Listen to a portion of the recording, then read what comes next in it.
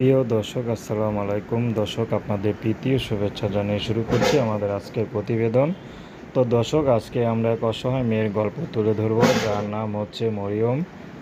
মরিয়মের এখনও বিয়ে শাদী হয়নি। মরিয়ম চাচ্ছে বিয়ে শাদী করতে। তো মরিয়মের বিয়ে শাদী হয় না, কারণ তার দাদির কাছে থাকে, তার বাবা নেই। মা আছে, মা আর এক জায়গায় বিয়ে করেছে।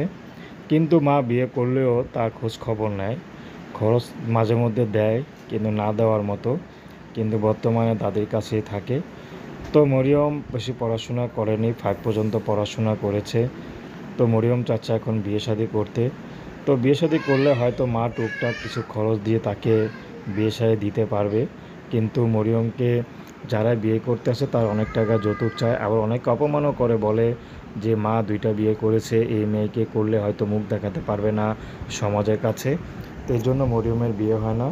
তো মরিয়ম চাচ্ছে যদি ভালো একটা মানুষ পেয়ে যায়, যে তার সব দুঃখ কষ্টকে ভুলে তাকে কাছে টেনে নেবে, তেমন একটা মানুষ যদি পায়, সে বিবাহিত হোক সমস্যা নেই, তাকে বিয়ে শাদী করবে। তো দর্শক, এই ছিল মরিয়মের জীবনের সংক্ষিপ্ত জীবন কাহিনী। তো প্রেম, ভালোবাসা, সাহায্য, সহযোগিতা, বিয়ে শাদী করা একান্ত আপনাদের ব্যক্তিগত ব্যাপার।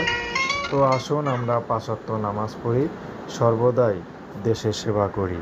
আসসালামু আলাইকুম আ রহমতুল্লাহি আ বারাকাতুহু।